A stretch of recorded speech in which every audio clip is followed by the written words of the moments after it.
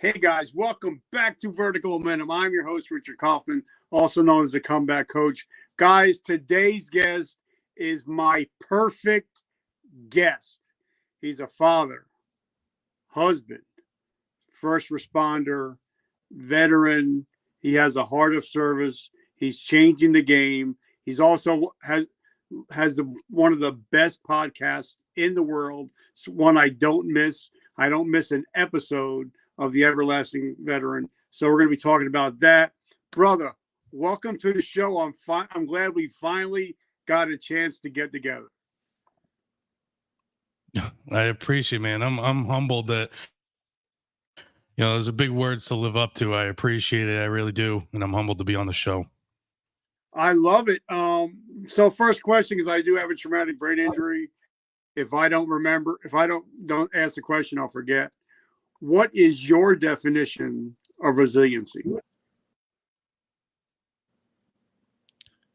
My definition is pushing through something that's a struggle for anyone individually or as a group, and persevering through it and accomplishing, the mission at the end. Sometimes we don't know the road to get there, but, one step at a time and we'll get there.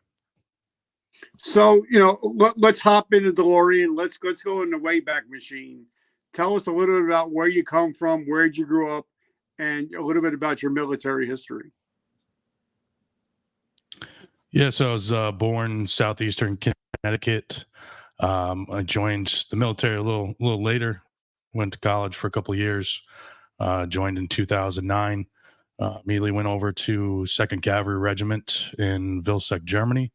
Probably about 6 to 8 months after that, deployed with them to Afghanistan. Came back actually while I was in Afghanistan. That's where I connected with who's my wife now. One of those people you may know, Facebook used to do. And took her out to, I said I was coming home for 2 weeks, took her out to lunch/dinner, Chili's, place to go, apparently, if you want to get married. And the histories after that, got 2 stepkids. One's 22, just turned 22. The other one's 18, and we have a daughter together who's going to turn 8 in February. So, did 8 years in the military, 4.5 active, the rest National Guard. Got out in 2012. 6 months later, got hired on with the police department and been there going on 11 years now. Okay, so tell us a little bit about what branch you chose, why you chose it, and your recruiting story. So I was Army. So my grandfather was Navy, 23 years, Vietnam, World War II, and Korean vet. My father was Army. My stepfather was Marines and Army. So Army kind of outweighed everything. I have respect for all branches. The majority of the branches, each one of my family members served in. The recruiter that was in town talked to him, and it seemed like a good fit. And off I went to Oklahoma, Fort Sill, Oklahoma, home of artillery, and it was a 13 Delta field artillery, and didn't look back ever since. So you can still hear me a little bit? I can still hear you. Your hearing wasn't too bad then. You didn't go deaf? Yeah, not completely. There's my wife calls it selective hearing. So the Army gave me that, so that was a good gift. So now, but yeah, I got the. I'm sorry. Go ahead.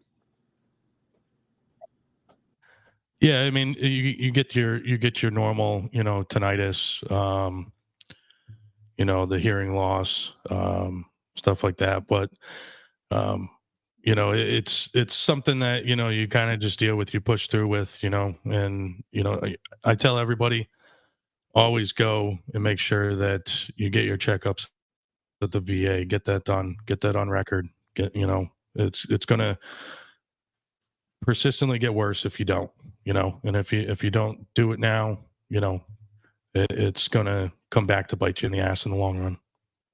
Now, I think you're like interview almost 1,100, I think. And every veteran I talk to that ever goes overseas, they say that person that left that day is not the same person that came home on the flight back. Is that your experience? Yeah. I mean, deployment changes you. You may not see it yourself immediately. My family members had told me when I came back, I was a different person. Um, doesn't matter, really um, how much you see or what you see. I do feel that some of it is the isolation that does change people as well. 12 months, um, in a combat zone, isolated with a small group of people, is a long time. It's a culture shock, in a sense. Just that alone, and then add on stuff on top of it, it's going to change you. Okay, because we're going to be talking about military transitioning in a little bit, but as I did 23 years, wanted to do 30, but I got hurt on duty, so I didn't go out the way I want. But I never realized that there was a shelf life for a soldier, and that I should have planned my exit before I even started. So you did 8.5 years.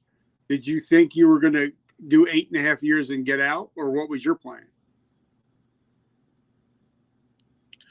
Yeah. So, I mean, I knew that once I wanted to settle down and have a family, active duty probably wasn't going to be one of the ticket items. I still wanted to, obviously went National Guard right afterwards, figured, you know, have it at least my foot halfway in the door. Um, but I immediately started 6 months later as a police officer. My transition, I actually had orders to go to 101st Airborne from Germany, and I had a year and a half left on my contract. And right around that time in 2012, they were doing involuntary separations from the military and downsizing. So if you didn't reenlist for at least 3 years, you ran the risk of them changing your ETS date by 365 days. Well, I said, well, I hadn't been back stateside since I enlisted. So I have a year and a half left on my contract. I should be good. Um, and then it was like about a year, let's say 3 months, 4 months, before it was a year and 3 months, they changed my ETS date by 365 days. Gave me 4 months to get out and figure it out, which is not a lot of time. Um, and then you also have to, stay mission readiness and do the ETS stuff, turn in your gear, everything else, and it goes by very quickly. You miss one appointment or something's closed for whatever reason, it kind of backs things up. So my transition out, I started talking with the recruiter at the police department, a little ways out, but I had no intention of, within 3 months, getting out, and I figured I'd get back stateside, get my feet planted, then start the search maybe a year out, um, so it kind of sped up the process and, put my eggs all in one basket, and if it didn't work out, um, I had no other option. Okay. Well, before we go, so I want to dig a little bit deeper into what we're talking about. But first, I want to thank our sponsors. As you guys know, if you listen to the show, it's mostly veterans, and veterans are the ultimate minority. Maybe only 2 to 3% of the population serves in the military. And a lot of companies don't know that they should and need to hire veterans, because when you hire a veteran, you're hiring the best of the best. And my friends at Max Fab Consulting, my friend David Nordell, military guy also, he goes into companies, tells them why they need to hire veterans, and then gets that company veteran ready.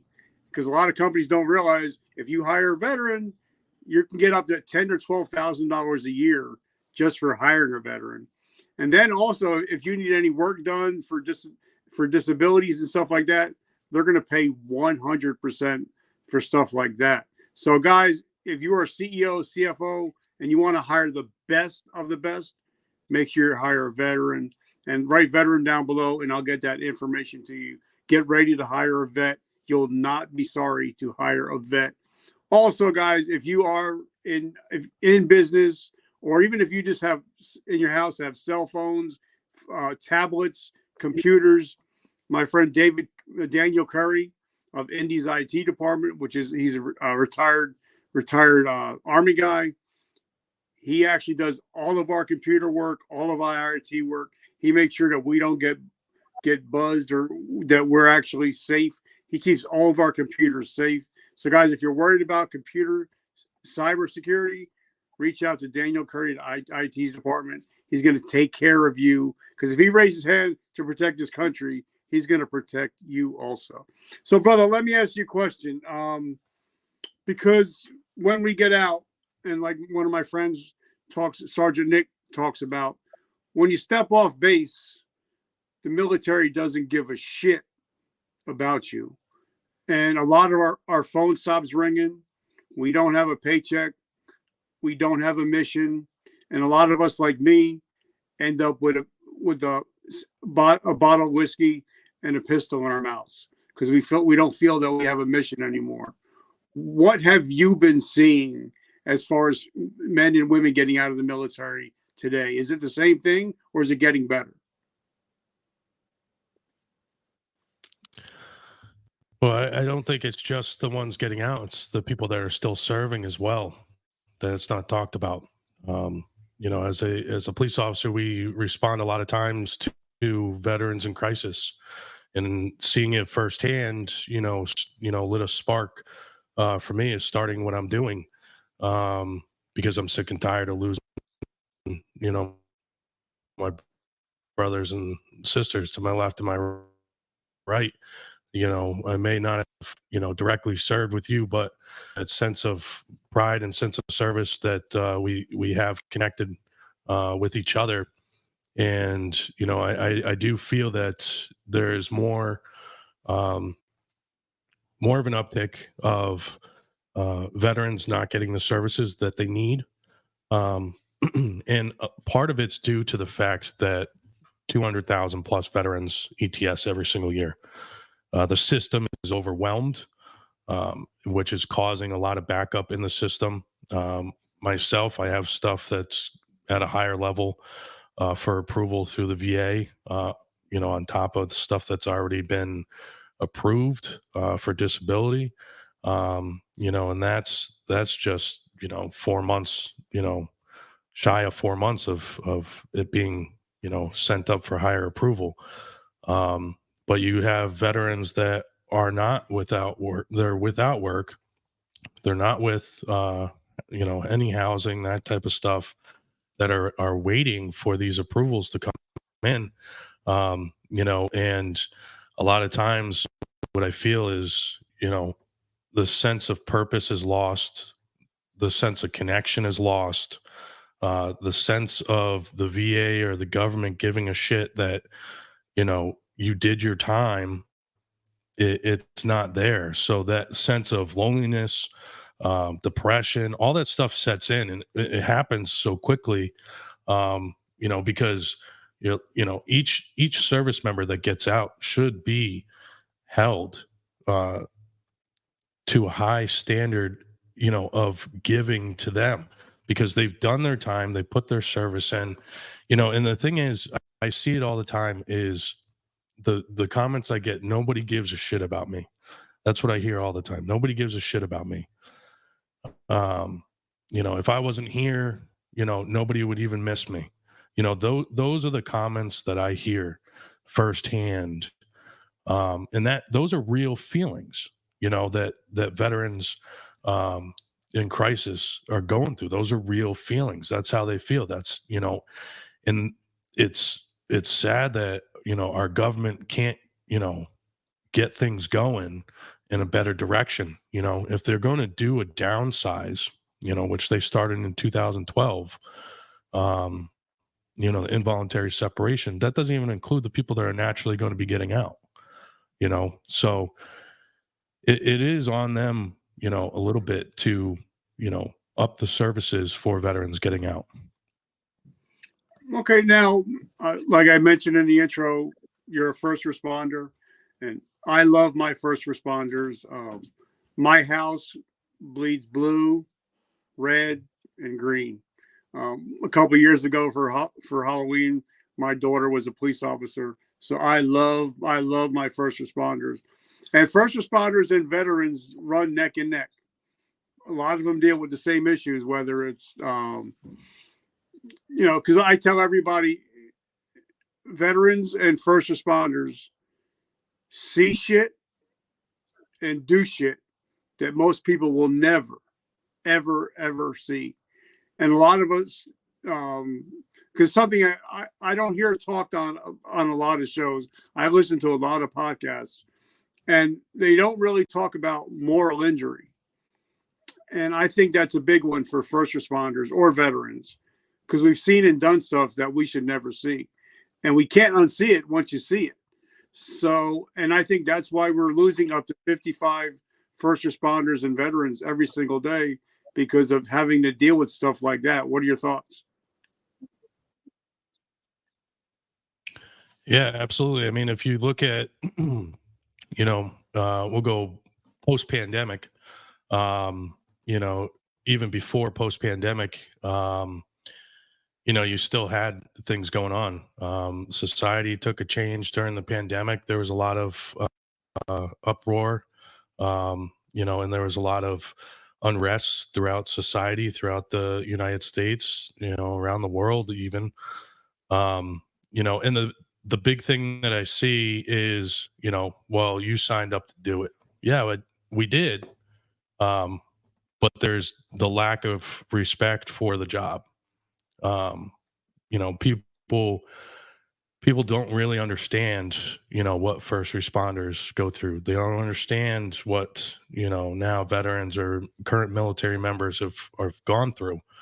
They think because they play Call of Duty, that they're in the mix with everybody else. But I also want to be clear too, is it even though you're, now a veteran, or, you're a first responder, a retired first responder, everybody's journey through that career path is different. Just like in the veteran realm of things, your level of exposure, depending on your job when you're in, how many deployments you had, what your deployments consisted of, everybody's level of involvement is going to be different. So, you got to understand that, and deal with it accordingly. When you talk to one veteran versus another, there may be, one guy that's gone on 12 deployments, and that's all he knows. Yeah. Um, there may be somebody that's never been deployed. They're still considered a veteran. They did their time. However, their transition, their experience, their exposure, is completely different. And in the veteran community, and not in the veteran community as well, people have to understand that it's the same thing in the first responder world. I live in southeastern Connecticut. The department that I work for is nowhere near the size of New York or Chicago or any of the big cities. We're also not the smallest department, and we're not on a rural dirt road in the middle of nowhere either. We're right in between, and people have to take that into consideration, and as a first responder or a veteran, you also have to, put that out evenly as well to people so they can, kind of get to know, get to know the new you. Because these life experiences, these, traumatic events in which you are subject to do change you. And talking to somebody that truly does care and somebody that, is going to be there to listen is going to be the way that helps you through it. Yep. So now, and one of the, not to forget, but they really don't get talked about a lot. I had a young lady. She did 27 years as a dispatch, 911 dispatch, and she would say, a lot of dispatchers go through a lot of the same things because, a typical officer probably has 4 to 10 calls in a day. A dispatcher might have 100, 200 calls. And a lot of the stuff that the phone calls they answer, once the police officers get there, they wash their hands and go on to the next call. So there's a lot of stuff that gets left unsaid. And a lot of people, they don't really think about the dispatchers. So, what has been your experience with the dispatchers? So we're unique. Our dispatchers are located within our department. So we have, professional relationship with them. Some dispatch locations, officers don't know or don't see their dispatchers on a regular basis. I know that we have some great dispatchers, and I know, I've worked up on the desk before and having the understanding of taking calls, you know, what they go through as dispatchers. Think about if your friend called you for help and, and you couldn't do anything but be on the phone. That was the only way that you could help them. And you felt like you could do more, but the only way that you can help them is being on the phone. You couldn't do anything else. You had to make a phone call to somebody else to do it. That's essentially how a dispatcher's job is. And we've had dispatchers take some high stress calls before, and rightfully so. It will affect you as a dispatcher as well, because you're only human, right? If you're there to serve in a different capacity, and dispatch and getting the services to the person or people in which are requesting them serves a purpose as well. And a lot of times, just like police officers, firefighters, EMS, whatever, you second guess yourself when everything's all said and done. Could I have done this quicker? If something bad happens, could I have, dispatched this or this and done this better? And a lot of times when that happens, there's remorse or guilt or, whatever, or if something happens, and it affects the dispatchers. Okay, well, the only reason I asked that because me and you both mental health advocates. We're both, we and this young lady said she had to retire because she took a call and the officer that went in got killed, and she took a big response. She felt she was responsible because she placed that phone call, and she retired because of PTS, and now she's out talking about telling her story. So I just wanted to say that because a lot of dispatchers really don't get they don't get talked about as much. That's the only reason why I want to say that. But now being a police officer, how do you keep, because I keep an empty cup here on my desk, never has anything in it. It's my own cup, but I keep it because I realize that if my cup is empty, I can't pour out to anybody else. And it's just a big reminder of me that we can't pour from an empty cup. So how do you keep your cup full so you can give out to others?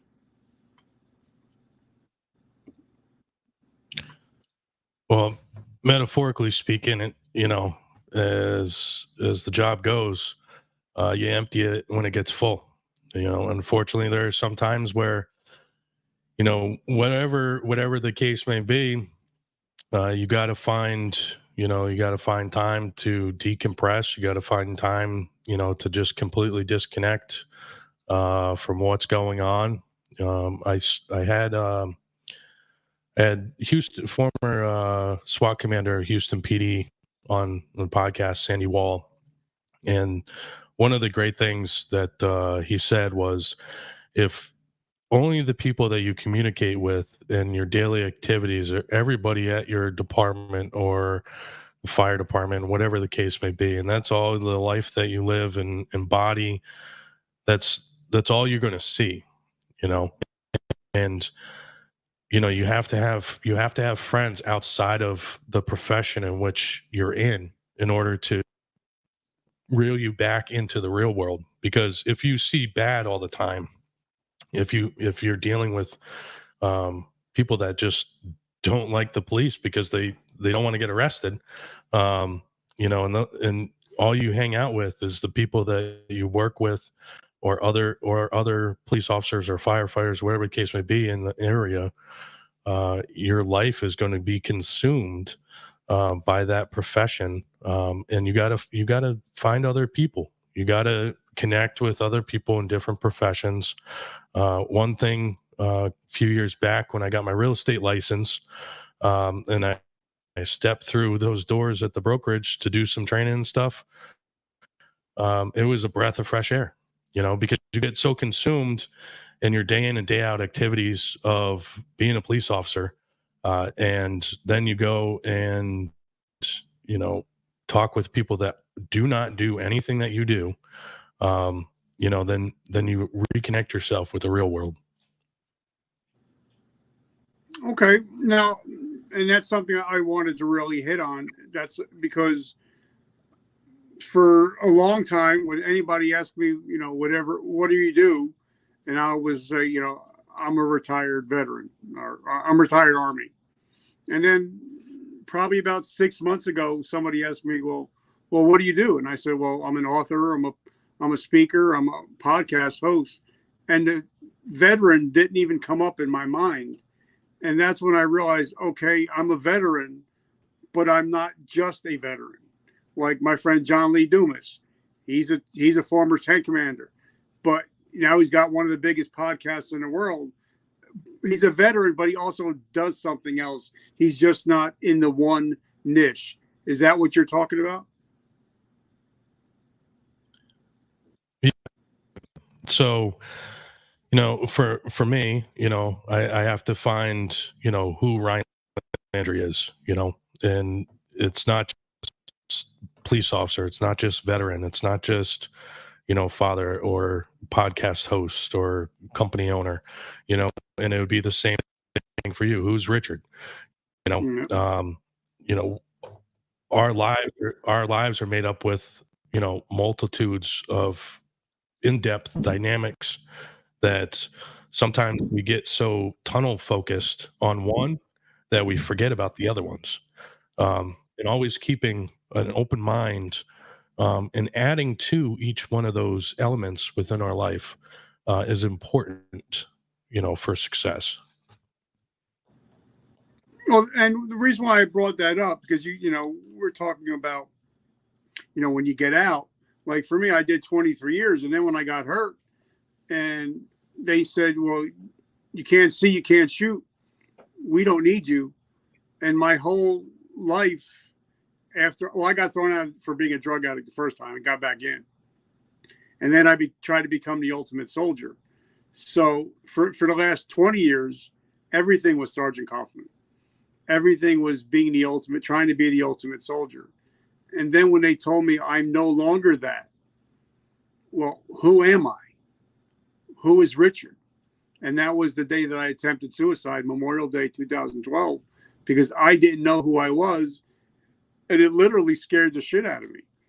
And I think a lot of people that are getting out, they identify so much with being a Marine or being an Army or whatever they are. When they get out, they don't know who they are. Are you seeing stuff like that too? Yeah, absolutely. And that's the thing, is it comes down to identity, right? How do you identify yourself? All right. And, first and foremost, yeah, you're now a veteran now that you got out. All right. But regaining your purpose. All right. If you don't have a purpose in life, whether it's the smallest thing, all right, routines that they establish in the military and schedules and all that stuff is a purpose driven routine. All right. Schedule out your day. All right. Chris Albright, one of the guys I had come on, he hammered it of it's on the onus is on us once we get out. That schedule that we had in the military, it's easy to follow. Anybody can follow it. They tell you where to be, so on and so forth. The two big things that I see when people get out: loss of identity and loss of purpose. You have to regain both of those before you get out and know who you are. You may not necessarily know what you want to do, all right, but you're going to know who you are when you get out and then regain your purpose as you go on. So then, give us some steps. Say if there's Private Joe Snuffy, he's a year or two in, and he's listening to this show, and we're telling him, bro or sis, there's a shelf life. Everybody has a shelf life.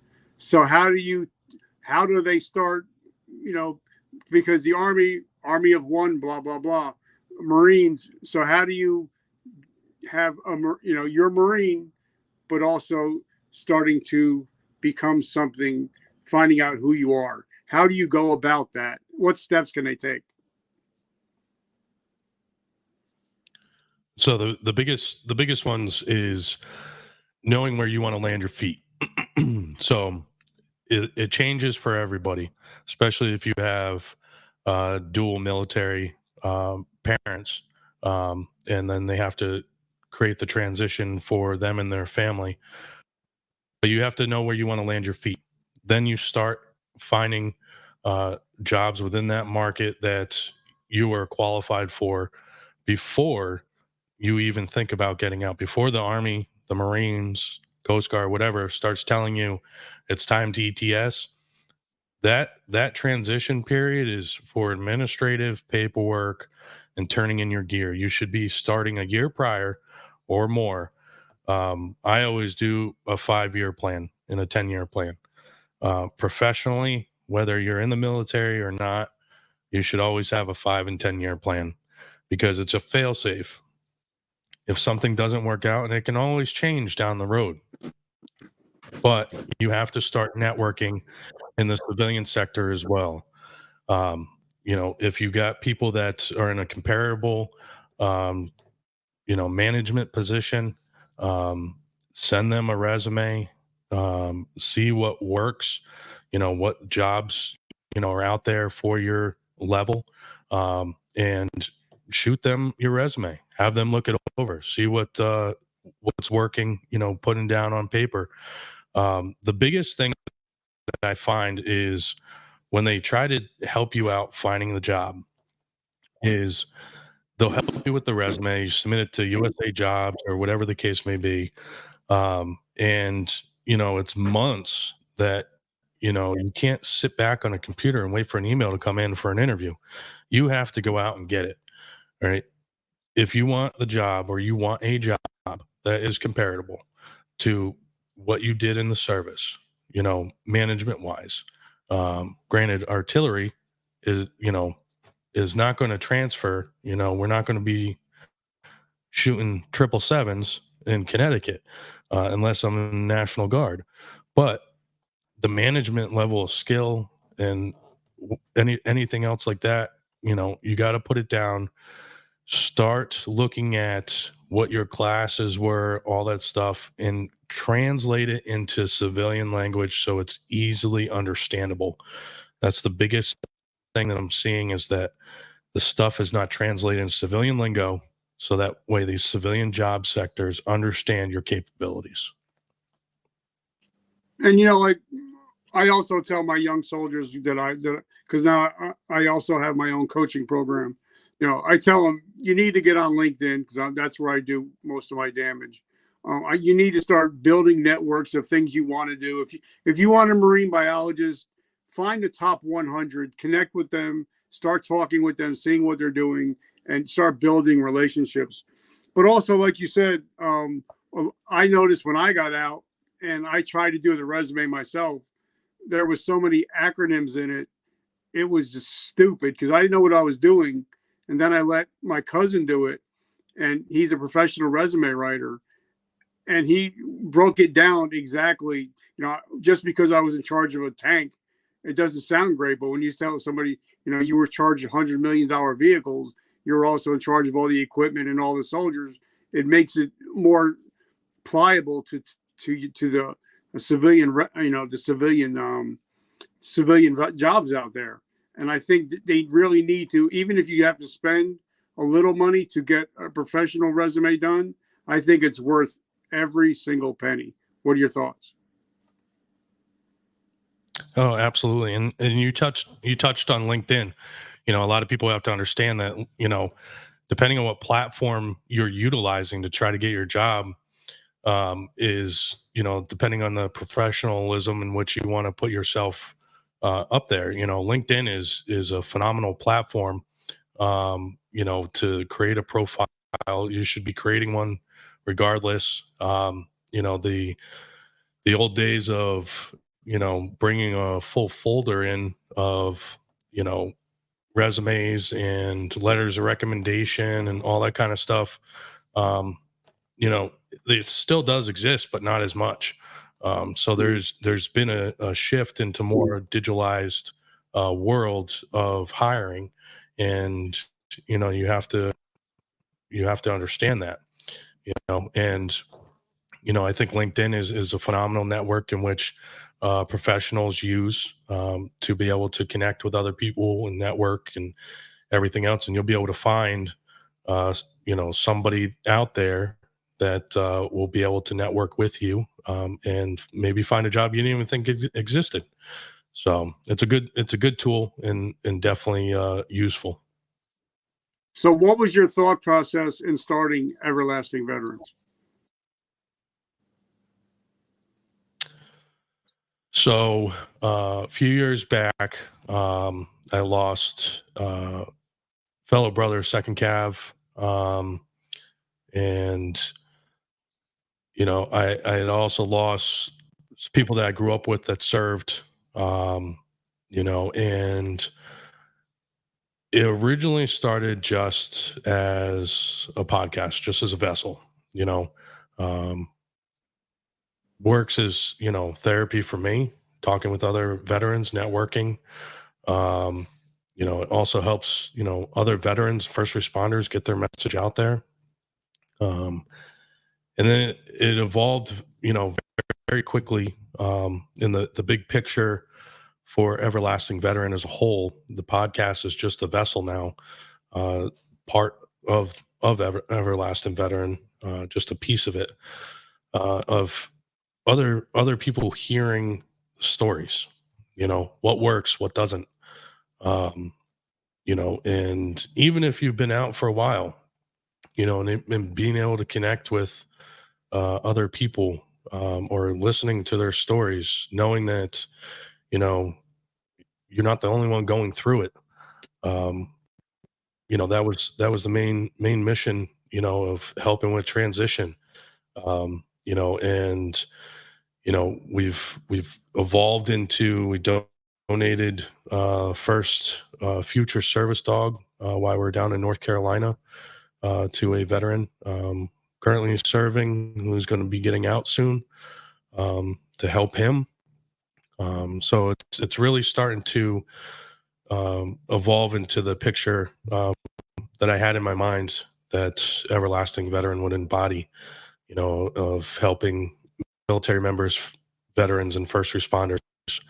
Um, and just the clothing and hats and stuff is just a piece of it to help offset costs of training and providing food for a year. When we donate the dog, uh, and a lot of people don't understand that there's the nonprofit organizations and then there's LLCs and how they can blend together and work in unity. And a lot of people don't really understand that behind this camera, behind Everlasting Veteran, I don't have a team. I don't have the website build, the design, putting stuff up.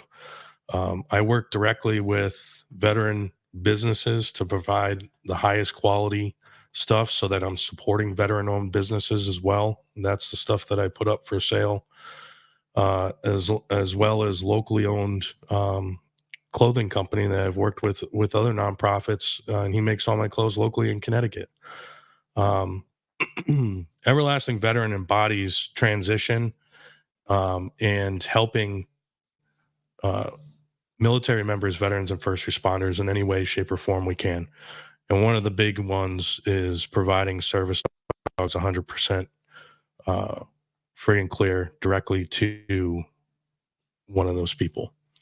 And I'm more of a hands-on approach versus just donating to an organization that would do it for me.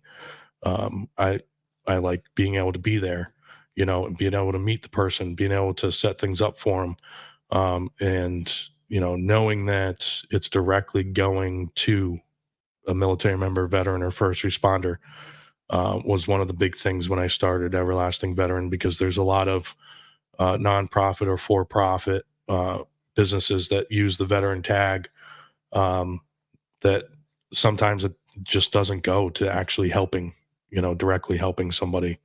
Uh, and having control and being able to make sure it does, is something that I pride myself in. Well, and that's why I think me and you, we're here.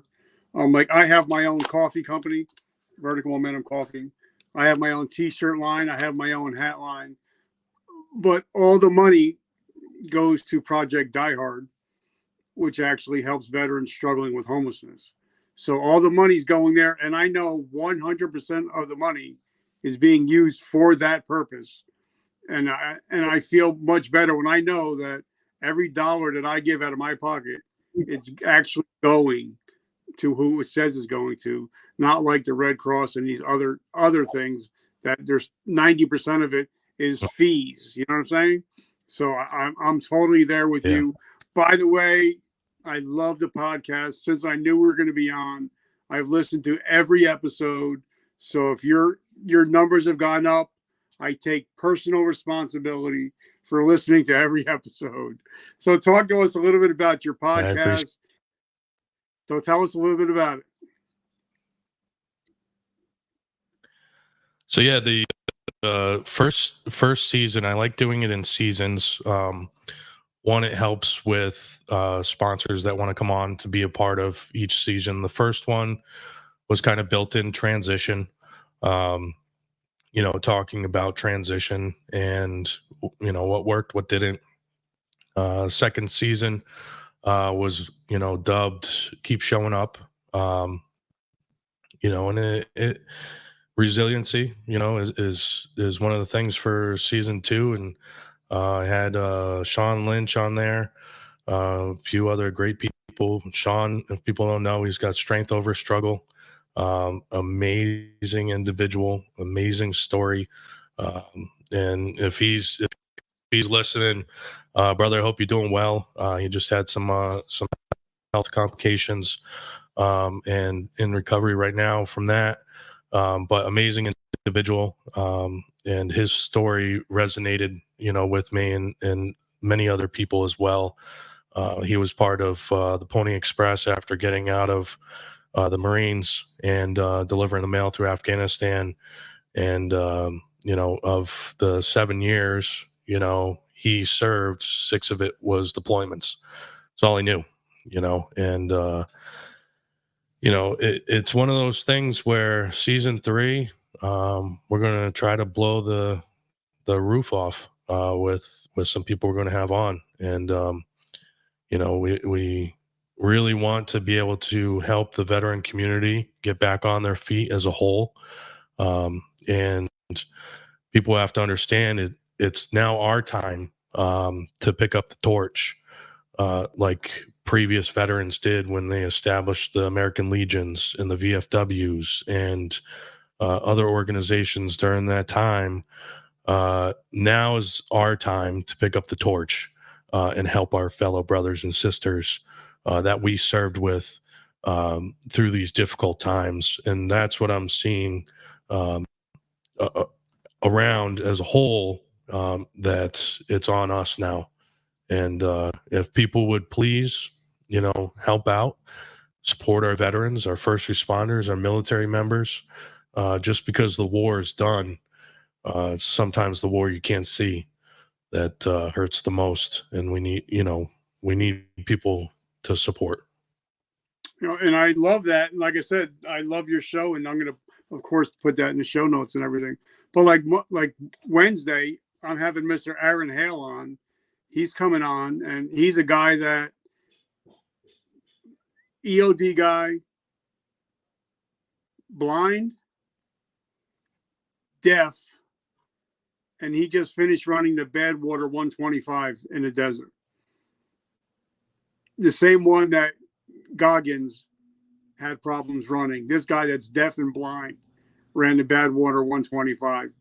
And 125 miles guy in the desert while being blind and deaf. That's saying that never quit. And something that he said to me, he's like, nobody's coming to save me. It's an inside job. Right. And I think, like what we're doing is we're giving people hope again. That, people know, because I'm a 9th grade dropout, but if I can come back from drug addiction, alcoholism, homelessness, PTSD, and a traumatic brain injury and blindness, anybody can do it. But we just need to get the stories out there. And that's why I love your podcast, because you're actually getting the stories out there. I appreciate it. And the one thing I have to say is that, the military created warriors. Don't let that spirit get broken. When you get out, that warrior mentality is still alive. You just need to light the fire and let it go. All right. Everybody has that warrior mentality inside them. All right. And don't let, I was talking to somebody the other day. So the clothing and stuff I just redid my whole entire website, and I am getting heckled by people in different countries now on my social media. And I was told it's a good thing. And I actually I had to advise my legal team as well that people were trying to jump on and put links to quote stuff they're selling with the name Everlasting Veteran on it and everything. Which if people don't buy it from my website, it's not from me. There's nobody else that has permissions for Everlasting Veteran, the name, the logo, anything. And it came to the point where my legal team's telling me, send them the profile names, all that stuff. They'll send out cease and desist orders. And I'm sitting back and I'm like, I literally just rebuilt this website 3 days ago. Why am I getting heckled now? And I could have easily, I at first I was getting pissed, right? Because I'm like, how dare they? I've created this by myself from the ground up. And it's only been since February of this year. And, I said to myself, you know what? I'm going to take a deep breath. And I started scrolling through the TikToks, and Grunt Style is reading off their heckler comments.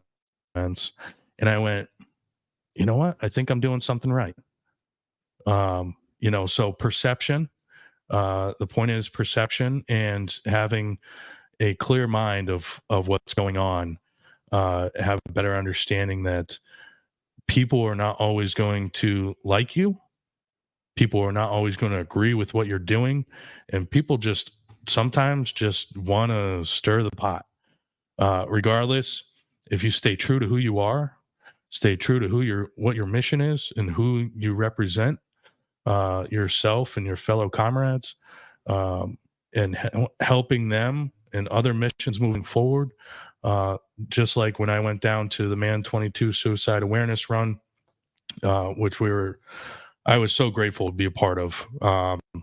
Through tragedy comes light, charitable organization that this guy Ranger Rick Morello started.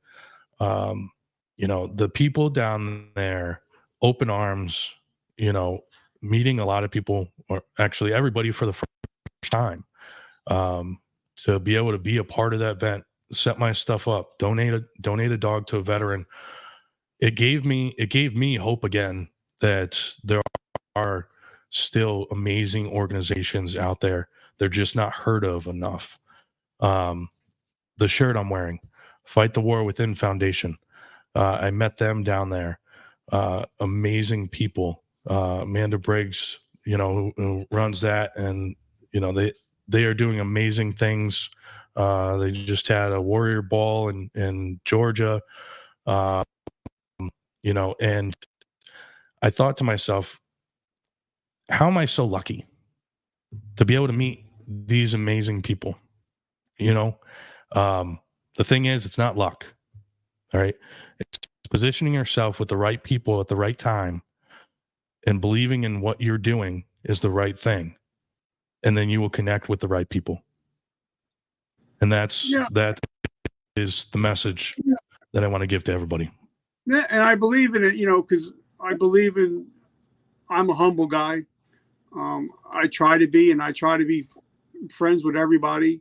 And, a lot of people are like, well, why would one podcast host have another podcast host on? And I'm like, that is so stupid.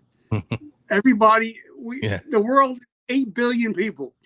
And I may not be able to reach your audience, but you may be able to reach my, you know what I mean? And I think that if you work together as a team, because like your t-shirt, talks about, we're all in the same fight. And I think the more you, because I'm a big believer in Jesus Christ. He's my Lord and Savior. He's setting everything up for success for me. And I believe the more relationships that I build, the better life is going to be. So what are your thoughts on that? Yeah, absolutely. If you give up, let me just back up a little bit. If you have a mission here, all right, and it's true to your heart of what you want to do, allow the noise, drown out the noise. There's always going to be noise that's going to tell you can't do it.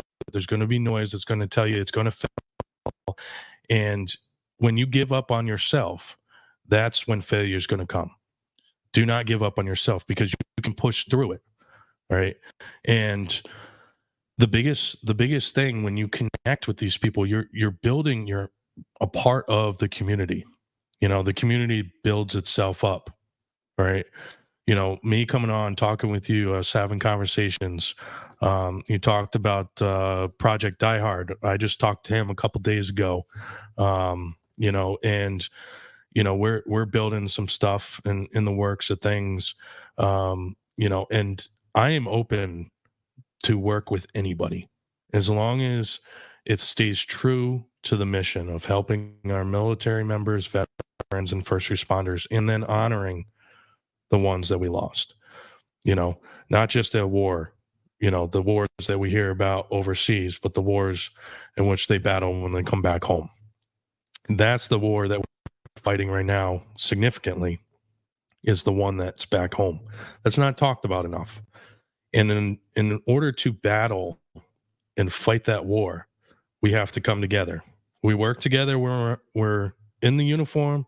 We can work together when we're outside the uniform. And coming together as a community, we're just going to be that much stronger. Okay, for the last minute or two, I just want, if I'm struggling, I know that I can reach out and say, brother, I'm struggling today. Can we hop on a call? And you would be right there. And there's so many other brothers and sisters that I have that I know I can reach out. Hey, I'm having a bad day, and I can reach out to them. But I think the, hey, bro, suck it up mentality is killing people every single day because they're afraid to reach out, to talk to you, talk to me. And I tell everybody, if you don't want to talk to me, that's great. Talk to somebody else. Dial 988. Just reach out to somebody, because that hey bro mentality is going to cost your life in the end. What are your thoughts? Absolutely, and I'm going to take a quote from Ranger Rick that stuck with me when I went to the event. He said it repeatedly, and he continues to say it. Is Ranger Rick said it's better to talk with you than about you. All right, let that sink in a little bit. It's better to talk with you than about you.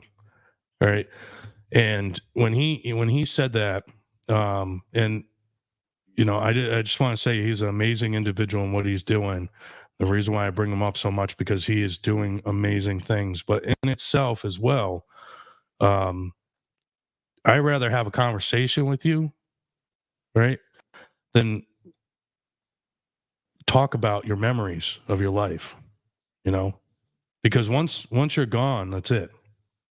All right, and us being able to be on this podcast, or others being able to come on, or people being able to just reach out to me via Facebook or Instagram or whatever.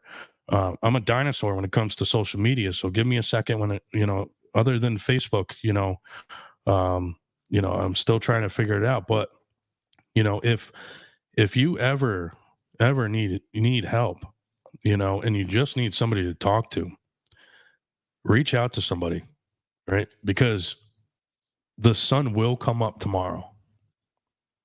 It's your choice if you want to be there to see it or not. And I'd rather see it with you than without you. And I agree. And for me, my favorite quote is, I'd rather hear your bullshit than your eulogy. And a lot of people know. I rather. Yep. Yeah. And here's my thing is, I rather help you carry your pain with you than talk about the pain that you had. And that was a big thing that when I heard Ranger Rick Morello say that, it really stuck with me, and it makes the most sense in a very simplistic way. So I rather talk with you than about you, and having the conversation face to face versus reading the memories about your life. That is the main message that he was giving when he said that. And he's an amazing individual in what he's doing. So now how do we find you? How do we support your mission?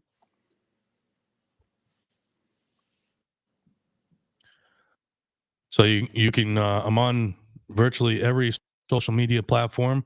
Easiest way to link up on any social media platform, you go to everlastingveteran.com. I have everything on there. It's linked to the episodes for listening, so you can listen right from the online website. You can go to any major listening platforms if you're just looking to listen. The website is completely rebuilt, so if you've been there before, it has a completely different look to it.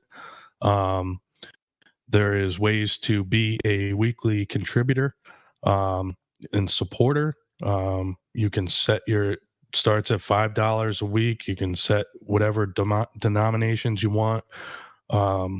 There's ways to be able to be, if you're a business, there's ways to be a sponsor. All the money that I take in helps provide future service dogs to veterans or first responders.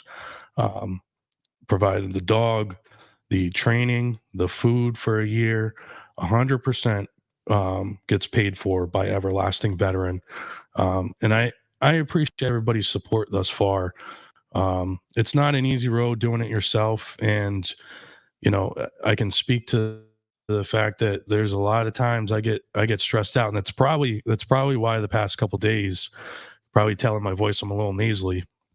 The stress caught up with me, and I caught a little cold, so I don't have a huge team. I rebuild the websites myself. I put stuff up there myself. Everything is done by me, by these hands with these computers in the back.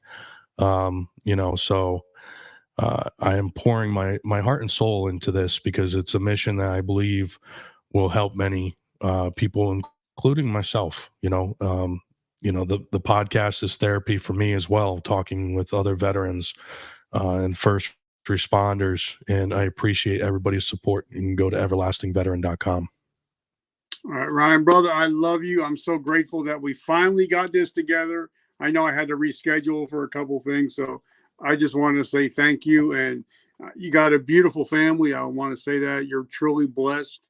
God's really blessed you. So I just wanted to say thank you for being a friend all these years, and also just for supporting me and my endeavors.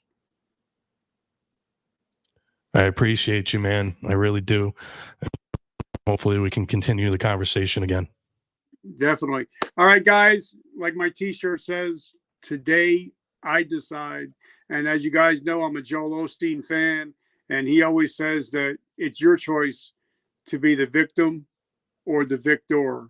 And today I decide to be the victor instead of the victim. So guys, make sure that you become a victor and put away that victim mentality.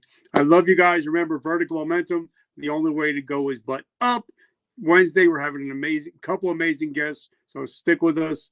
Ryan, brother, thank you so much. I appreciate you and everything you're doing. I appreciate you, man. All right, brother. Have a great week. You too.